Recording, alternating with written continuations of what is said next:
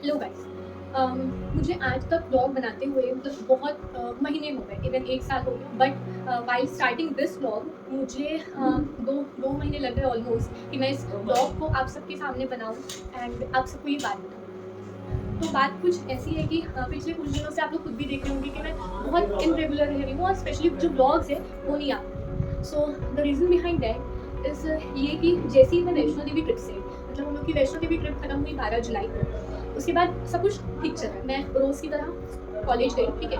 और उसके बाद ठीक 2-3 बजे ऑलमोस्ट पापा का मुझे फ़ोन आया कि साहिल कहाँ है, दादी की तबीयत खराब हो गई है, तू डायरेक्ट रेलवे हॉस्पिटल आ जा। एट पॉइंट ऑफ टाइम मुझे कुछ समझ में नहीं आया कि अचानक ऐसे क्या हो गया, क्योंकि जब मैं निकल गई थी जब मैं कॉलेज से के लिए निकल गई थी सुबह, तब दादी एकदम बहुत अच्छी थी, ठीक है। रोज़ की तरह वो अपने बर्तन जो वो लगाती है, क्योंकि मेरी दादी को 85 इयर्स में भी मतलब उनका ऐसे नहीं था कि वो बैठी रहे, वो काम करना बहुत अच्छा लगता था। तो वो काम तो बर्तन वगैरह लगा रही थी। और फिर मैं पहुंची रेलवे हॉस्पिटल, तो वहाँ पे दादी व्हील चेयर में थी, ठीक है। उनको कोई ऐसा होश नहीं था और जो एक साइड का जो लेफ्ट साइड का पार्ट था उसमें कोई सेंसेशन या फिर कुछ फील नहीं था। फिर डॉक्टर्स बोले कि आप यहाँ ले जा सकते हैं। उनमें से एक था श्री राम केयर हॉस्पिटल, ठीक है। तो आप वहाँ पे ले जा सकते हैं और वहाँ न्यूरो सर्जन है क्योंकि, तो वहाँ जाके आप दिखाइए, ठीक है, क्योंकि केस हमारे उसका नहीं है करके। तो फिर उसके बाद दादी को एम्बुलेंस में वगैरह रखी, ठीक है, और ले गया। रात तक सारे टेस्ट हुए।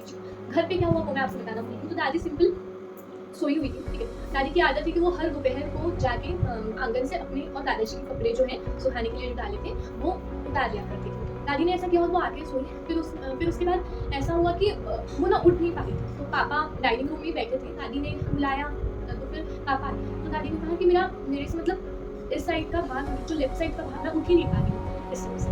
फिर उसके बाद पापा ने जैसे तैसे करके उठाया, ऐसा हुआ। उसके बाद दादी बैठी हुई थी चेयर पे, चाची लोग भी यहाँ आ गए थे, मेरे ऊपर वाले जो दादा दादी उन लोग भी यहाँ आ गए थे। तो सब लोग अपने अपने एंड से ट्राई कर रहे थे कि जैसे समझने की कोशिश कर रही थी कि हुआ क्या, पर किसी को कुछ समझ में नहीं आ रहा था।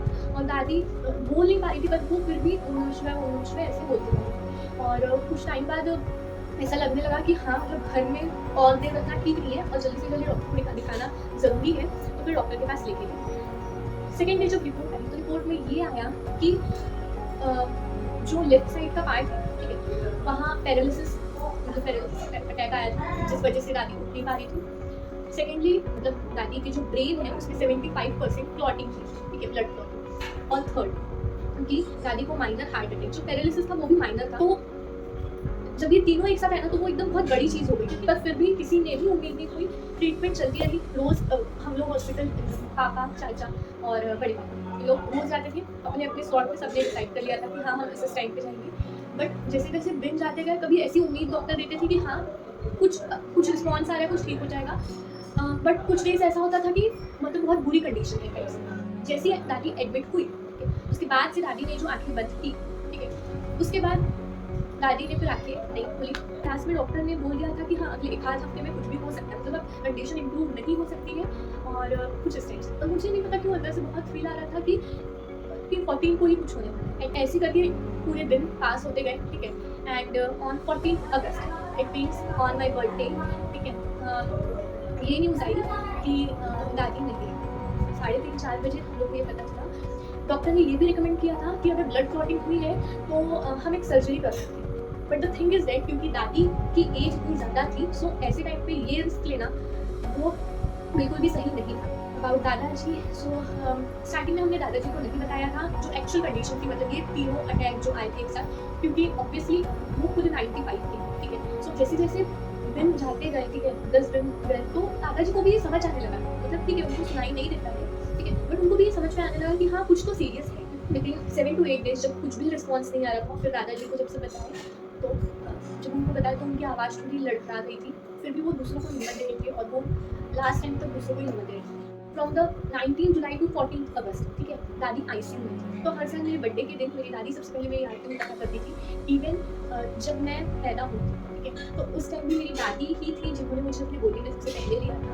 ये मेरी दादी का बेड है। अगर आपने दादा दादी का ब्लॉग देखा है तो आपने देखा भी होगा कि यही इसी जगह बैठ के मैंने दादी के साथ ब्लॉग बनाया था, क्योंकि दादी थोड़ी शाय नेचर की थी। उनको ऐसे दादाजी जैसे मेरे दादाजी वो फटाफट ब्लॉग में बोल लेते, उनको मज़ा आता है। वैसे दादी नहीं इतनी ओपन हो पाती थी जब दादी एडमिट हुई थी, ठीक है। अगर हम लास्ट का 1 हफ्ता छोड़ दें तो चेहरे पर ना एक तेज था, ऐसा लगेगा कि हाँ अभी दादी बात करेगी। दादी को जब यहाँ से मतलब ले जाया गया, उसके बाद दादी ने एक भी बार बात नहीं की, ठीक है, क्योंकि इतने सारी चीज़ें हो गई थी कि हार्ट अटैक, पैरालिसिस अटैक। तो उसके बाद दादी हॉस्पिटल में एडमिट होने के बाद आंखें नहीं खुला, और जैसे ही घर से गई उसके बाद दादी ने कुछ नहीं बोला। पर जो दादी के आखिरी शब्द थे वो थे ओम नमः शिवाय। मेरी दादी का नाम था शोभा। वैसे ही दादी हमारे घर की शोभा। आज की डेट है 16 अक्टूबर, ठीक है, और इतने दिन हो गए पर ऐसा एक भी दिन नहीं गया होगा कि ऐसा फील नहीं आया होगा कि दादी नहीं है। ऐसा लगता है कि हाँ, वो अभी भी हमारे पास है, अभी भी हमारे साथ है। पहले दादी थी तो घर में थोड़ा आवाज़ और ये सब, इवन टीवी, दादी को सीरियल देखने का बहुत शौक था। दादी मुझे बोलती भी थी साइड में सीरियल लगा के देख। सुबह और शाम को दादी का पट्टा रहता था जिसको बाल के देना पड़ता था। तो कुछ ऐसी सारी चीज़ें थी, ठीक है। तो ये है कि हाँ, घर थोड़ा शांत लगता है, थोड़ा मन नहीं लगता है, घर में अच्छा नहीं लगता है, ना सिर्फ मुझे बल्कि हर किसी को।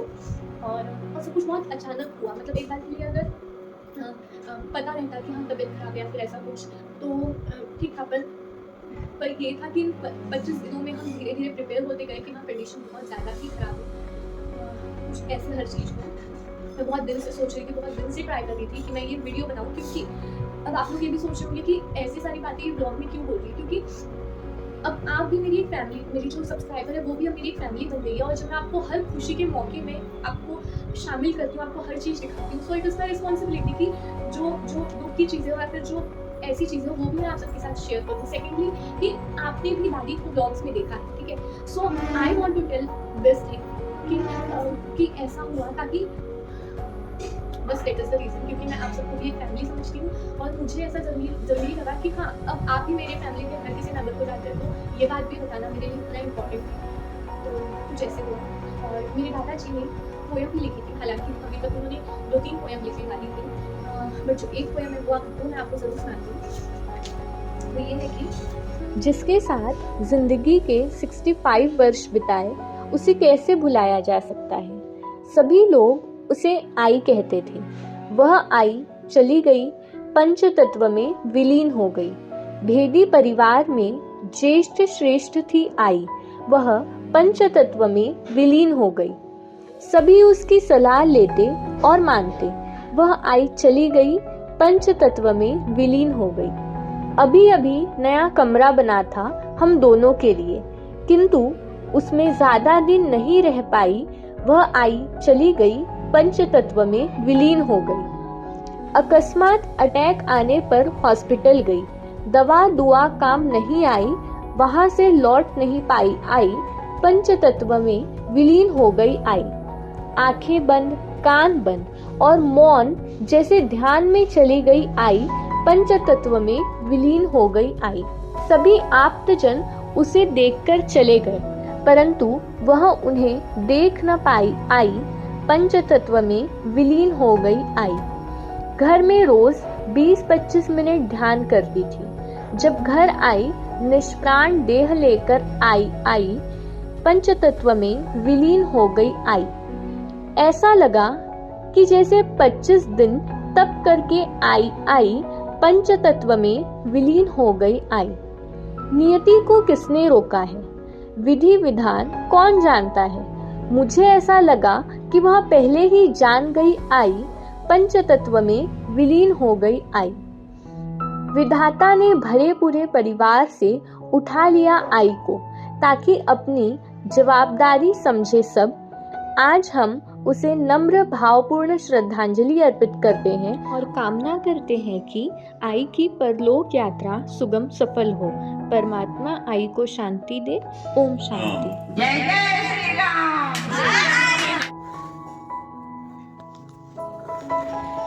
सो गाइस, ये है मेरी दादी जो कि 2 महीने पहले एडमिट थी और अभी वो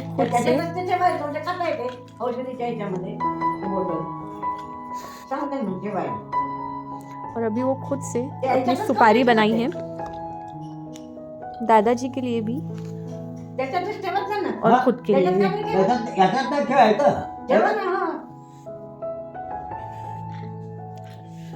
इसको बोलते हैं डेडिकेशन।